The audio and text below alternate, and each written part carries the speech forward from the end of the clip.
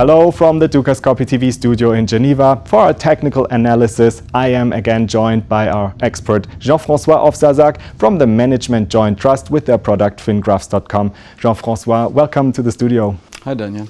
It is 1 week before Christmas and the markets are in a quite shaky mood right now. So what does the program and your application FinGraphs say to this not kind of end of the year rally that we are experiencing right now? Okay, well, yeah, US markets and markets in general have taken a beating over the last week. It is a bit of a surprise to see this in December. It's basically based on mostly oil market, which has continued to tank, putting pressure on a whole sector of or segment of the U.S. equity market. It also casts doubt on the demand side of oil and maybe on the actual state of growth in the economy.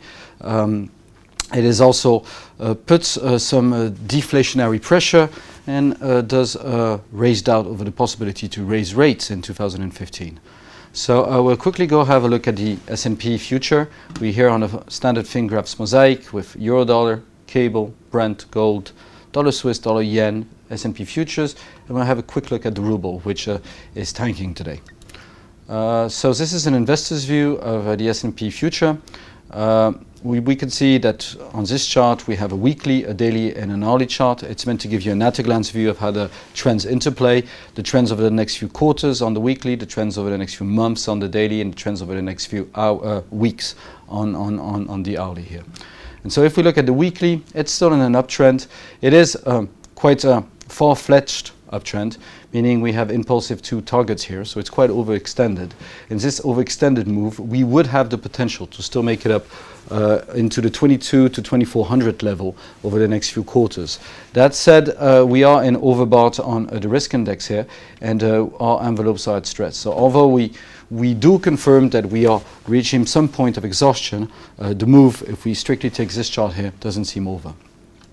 That said, over the medium term, we have reached our target. We have our 2 envelopes touching each other, so that's a point of stress. We do have a risk index which has made a new top in the overbought, and actually a lower top than the one made in July. And there's a sense of divergence here with higher prices and a lower top in the oscillator. Targets were also met, so it is the kind of situation where you would get a correction. That said, it's just surprising to see it now, just below December. Just into December. Now if we look at the hourly, we can see the move down, which has been quite aggressive over the last week or so. It seems like we are approaching the target levels in terms of price. It may take a bit more time to turn as there's more time potential. That said, our oscillator is already in the green here, and so we may be in for a bounce over the next few days. Now we're going to be able to recuperate what we just lost. It seems difficult until the end of the year. Now, one of the drivers of this is the oil market, and so we'll go back to our mosaic and on Brent, and we've been negative for quite a while on oil. And if we look at our investors' view here, the longer term quarterly perspective, we are slowly getting into the oversold zone, but there is also still a bit of price potential here, probably down to 54, and that could extend over the next few quarters. And as the volatility accelerates, these targets will be revised down. So there's more potential to the downside, and the move doesn't seem quite finished yet. On a daily, it's an extended move in impulsive 2, but we do find the same levels around 54 over the next few months to try to create a bottom here. Just for matter of reference, we're around 61 at the moment. Now, on the hourly basis, it seems like we're a bit overextended. We have reached the impulsive 2 targets.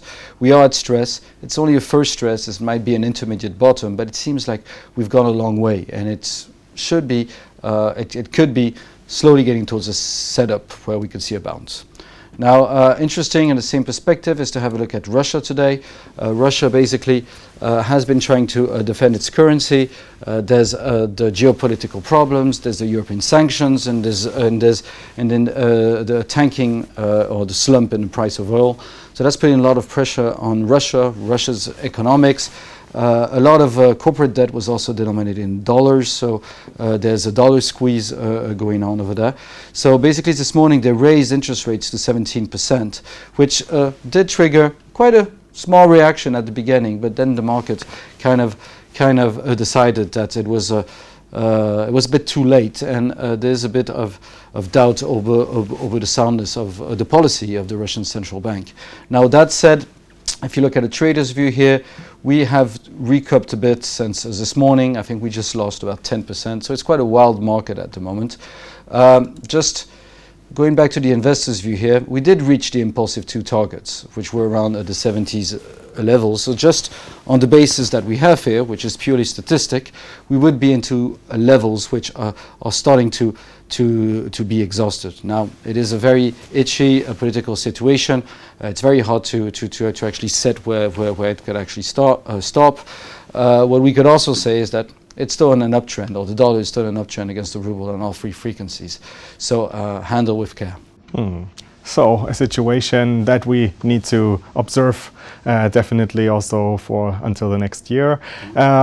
If we look to gold, so we have seen an uptrend. Yes, so I'm gonna take the opportunity to introduce a new functionality that we have. So we're going to here, we had My Selections, where you could view your portfolios. Now we have My Mosaics. And My Mosaics basically allows you to put any single chart on any frequency anywhere you want on the screen and actually follow it live. And so here I've taken quite a broad mosaic, going from a daily to an hourly to a 15 minutes to 5 seconds. But if you're a short-term trader, you could actually use a 4 minutes, 60 seconds, 15 seconds, 5 seconds to really get a feel of what's happening in the markets. On the other hand, if you're a longer-term trader, you could have a mixed bag of assets and look at them perhaps on a weekly and a daily basis. But let's have a look at the mosaic here, which again, you could parameter yourself, and we'll use it for our currencies today, and as well as gold, which you have at the bottom of the screen here. So you're mentioning gold. Gold is still in a downtrend on our daily charts. The daily is the perspective over the next few months, and if you look here, we'll quickly pop up the investor's view.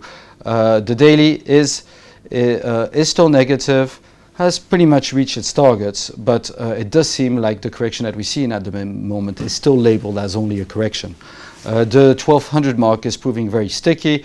We're almost back on it today, which means that we haven't confirmed that we could actually here initiate a bounce or a reversal. And we would support that with our weekly charts, which still seem to have a bit of ways to go over the next few quarters. Now, short term, we were correcting up. We have reached those targets between 1224 and 1250. The market is correcting down again. However, our directional trend indicator is still up, but what we can say here is that this correction has fulfilled what it had to fulfill. It hasn't turned down yet again, but we believe the probabilities are that it will, because our daily and weekly charts, the longer term charts, are still negative. Now let's go back to our mosaic functionality and have a look at the euro.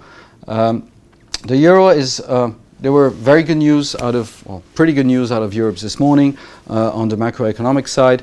And we're still playing the euro against the dollar in this perspective in the interest rate differential over the next year.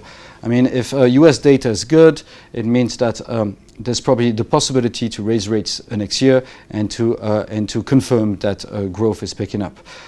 If European data is bad, it is that we will need more quantitative easing and that rates will stay low for a much longer time. And so in that respect, that interest differential is kind of ruling the euro-dollar pair here. And if you look at it on a weekly basis, you're still in a downtrend over the next few quarters, and possibly we could make it below 120, possibly down to 111. On a daily basis, we are on impulsive 2, so that's quite an extended move. So it's not impossible to see a bounce at this stage. But over the next few months, we should still be expecting the price move to move down below 121 to 118.